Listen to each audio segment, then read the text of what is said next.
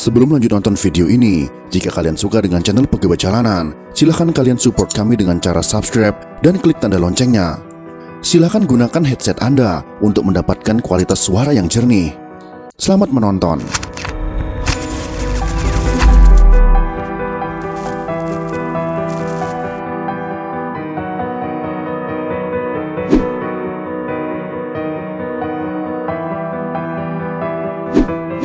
Presiden kedua Republik Indonesia, siapa yang tidak mengenal beliau?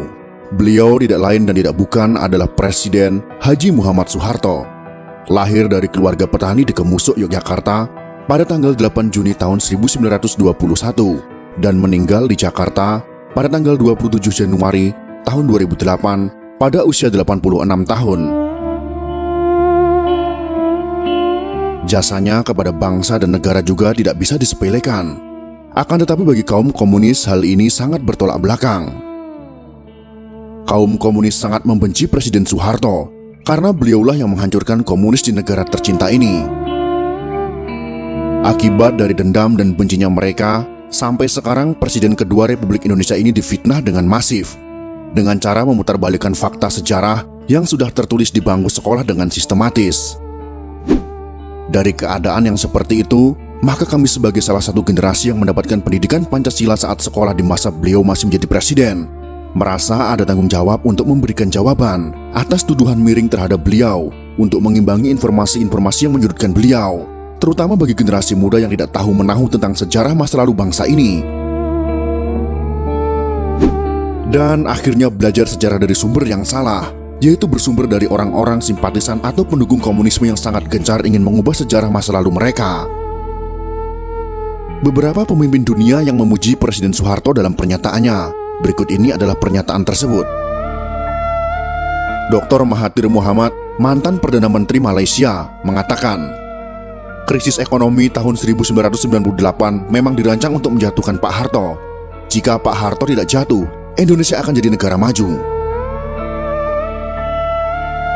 Lee Kuan Yew, mantan Perdana Menteri Singapura, juga mengatakan, Pak Harto pemimpin luar biasa. Beliau harus mendapat tempat terhormat dalam sejarah Indonesia. Sedangkan Sultan Bolkiah dari Kerajaan Brunei mengatakan, dipimpin Pak Harto, Indonesia bersatu, pemerintahan stabil, ekonomi maju pesat, sangat disayangkan beliau dijatuhkan. Sebenarnya Pak Harto berkali-kali mengutarakan niat untuk mundur, namun beliau melihat ancaman luar biasa besar membahayakan bangsa dan negara kesatuan Republik Indonesia. Fitnah KKN terhadap Pak Harto dan keluarga yang kemudian dituangkan dalam TAP MPR untuk memeriksa harta kekayaannya ternyata tidak terbukti. Majalah Time memfitnah Pak Harto dan keluarga dengan tuduhan punya simpanan 30 miliar dolar Amerika Serikat. Ternyata tidak terbukti sama sekali. Berbagai tim khusus dibentuk pemerintah untuk menyelidiki harta Pak Harto. Satu pun tak menemukan rekening yang mencurigakan di perbankan asing. Silahkan cari kemana saja. Jika terbukti saya ada simpanan 1 sen saja, saya siap dihukum mati, kata Pak Harto. Semua tuduhan itu adalah fitnah. Belakangan terbukti Pak Harto dijatuhkan oleh konspirasi global, yaitu Partai Demokrat Amerika Serikat, Partai Komunis Cina, dan sekutunya, yang berkolusi dengan kelompok anti-Soeharto. Penyebab utama Pak Harto dijatuhkan adalah karena kemesraan dan keberpihakan Pak Harto yang sangat besar kepada umat Islam sejak tahun 1986. Ternyata ada pihak-pihak tertentu yang marah. Republik Indonesia merdeka pada tahun 1945. Namun kemerdekaan umat Islam Indonesia sejatinya baru terjadi pada tahun 1986 sampai 1987 setelah Pak Harto berpaling ke Islam. Sebagai manusia, Pak Harto sudah pasti tidak sempurna. Ada kelemahan, kesalahan, kekurangan, namun beliau tetap pahlawan. Jasanya luar biasa besar. Terbukti pada beberapa hari setelah Partai Komunis Indonesia melancarkan gerakan 30 September, Partai Komunis Indonesia membunuh para pimpinan TNI Angkatan Darat, ulama-ulama, dan tokoh-tokoh anti PKI di seluruh Indonesia. Dari dokumen rahasia CIA yang sudah boleh diakses publik ditemukan catatan pejabat CIA tentang pertemuan pertama CIA dengan Pak Harto pada awal Oktober tahun 1965. CIA belum pernah membuka ke publik. Pak Harto juga tidak pernah mengungkap mengenai pertemuannya dengan CIA beberapa hari setelah G30S PKI di Jakarta.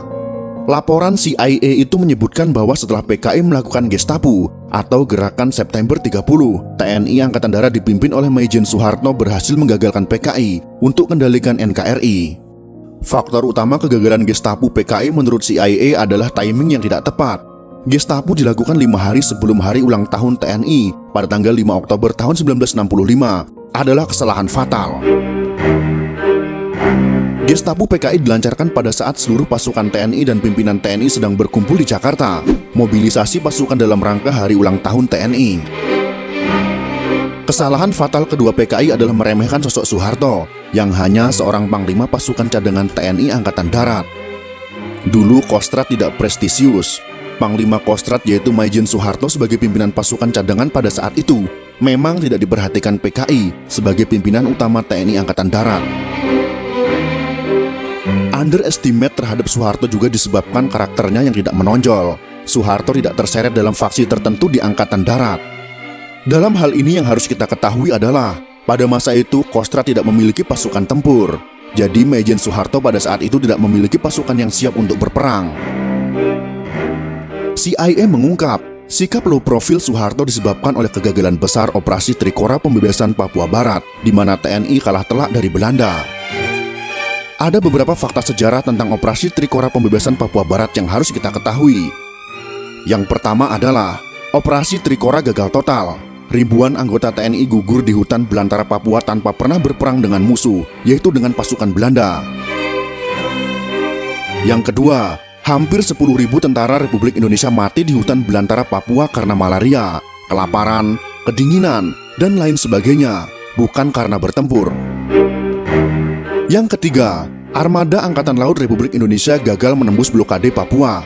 Dari 25 kapal perang, hanya 3 yang bisa menuju ke Papua Barat, dan akhirnya tenggelam di gempur armada Belanda. Dan yang keempat adalah, 25 kapal perang Republik Indonesia dibeli dengan pola utang dari Uni Soviet, tidak bisa menuju ke Papua karena tidak ada bahan bakar minyak, dan akhirnya mangkrak di Makassar. Karakter Soeharto yang low profil, tidak suka berpolitik selama menjadi perwira TNI, membuat posisinya dianggap netral, tidak berbahaya oleh PKI.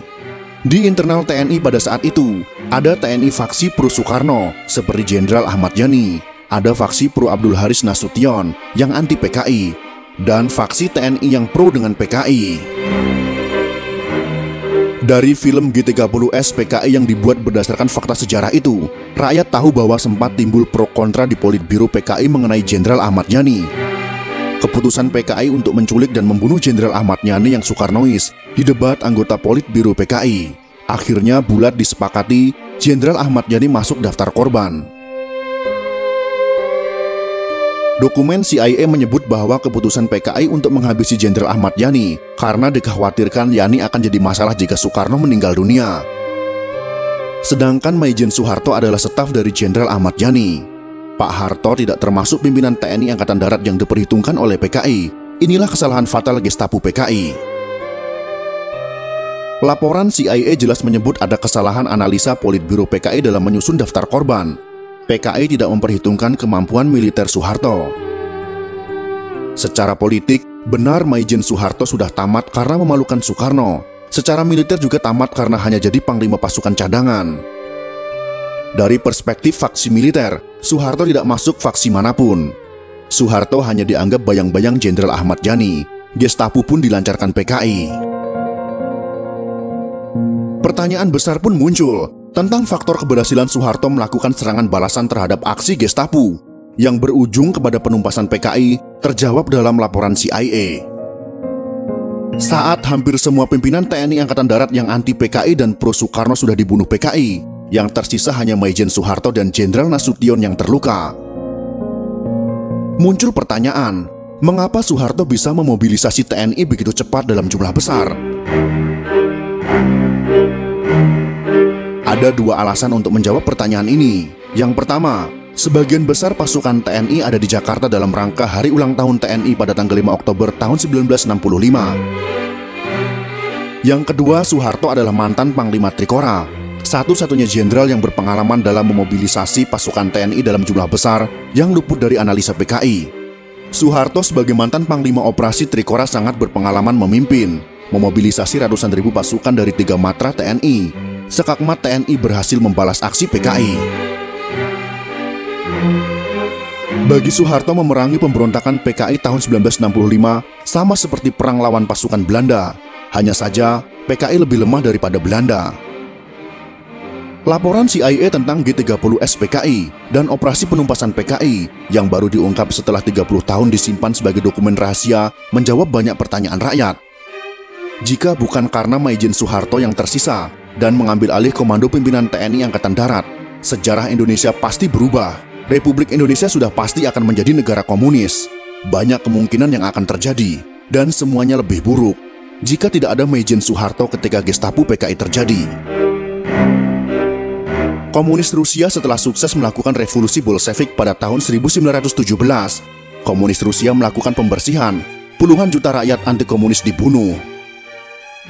Komunis Cina selama revolusi kebudayaan membunuh puluhan juta rakyatnya sendiri. Vietnam, Kamboja, Laos, Kuba, dan lain sebagainya. Bahkan Korea Utara yang sampai detik ini masih konsisten menjadi negara komunis, menerapkan sistem yang sangat otoriter. Komunis membunuh jutaan rakyat mereka sendiri yang anti-komunis. Dan yang harus kita ketahui adalah, komunis di seluruh dunia adalah sama. Sesama komunis bersaudara dan saling terkoneksi satu dengan yang lainnya.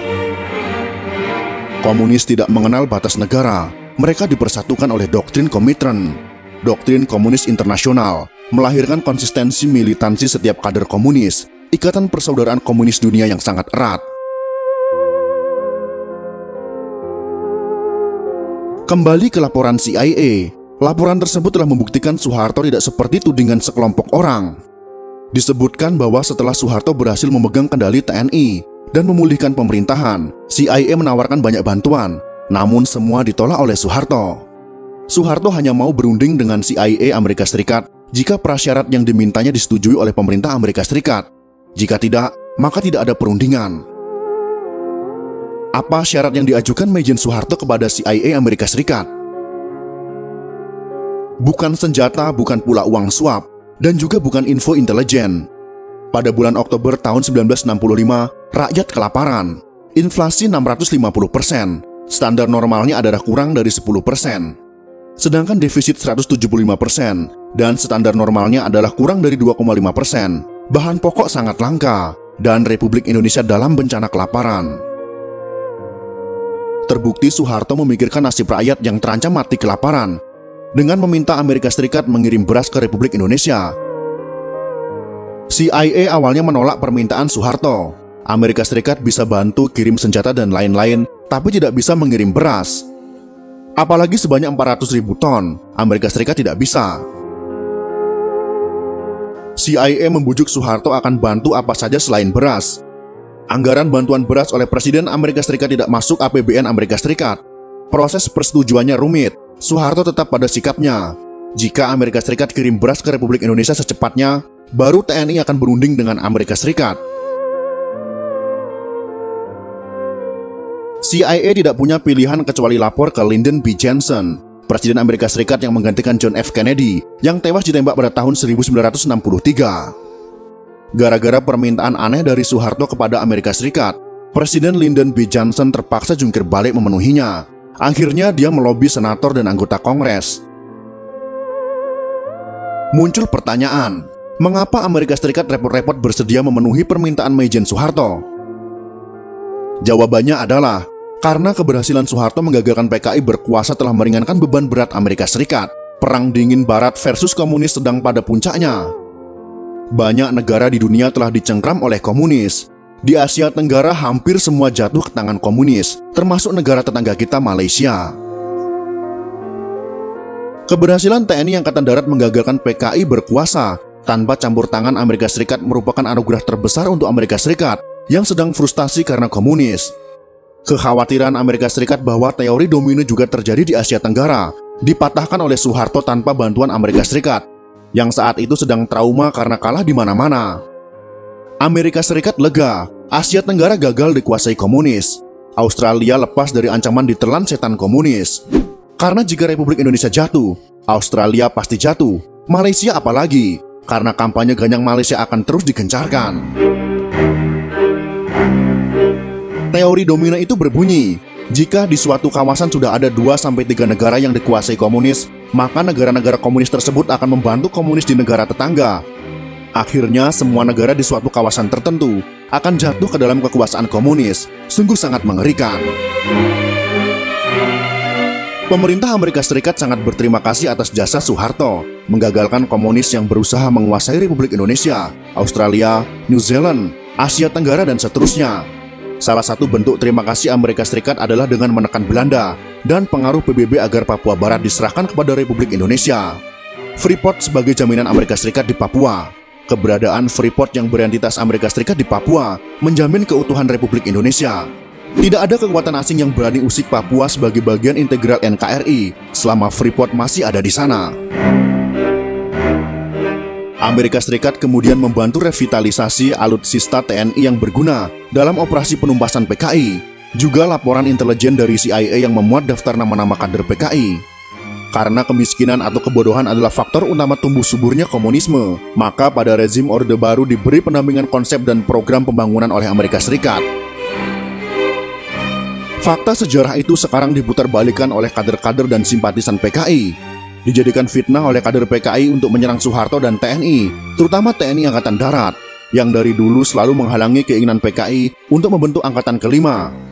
Angkatan Kelima adalah ide dan usulan PKI kepada Presiden Soekarno untuk mempersenjatai buruh dan tani, yang mana buruh dan tani tersebut adalah underbow dari PKI.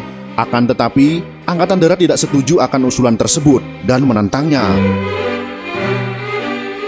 Maka pada akhirnya, jenderal-jenderal yang tidak mendukung PKI dihabisi, dan terjadilah peristiwa G30 SPKI atau Gestapo, Gerakan September 30. Untuk mencegah pembodohan bangsa dari propaganda komunis, langkah TNI untuk memutar kembali film G30 SPKI itu sudah sangat tepat. Itulah beberapa alasan untuk menjawab fitnah yang ditujukan kepada Presiden Soeharto. Semoga informasi ini bisa memberikan penerangan dan jawaban kepada kita semua. Jika kalian suka dengan video ini, silakan berikan jempol ke atas. Dan jika kalian menganggap video ini bermanfaat, maka bagikanlah untuk teman-teman Anda yang lain. Terima kasih sudah menonton.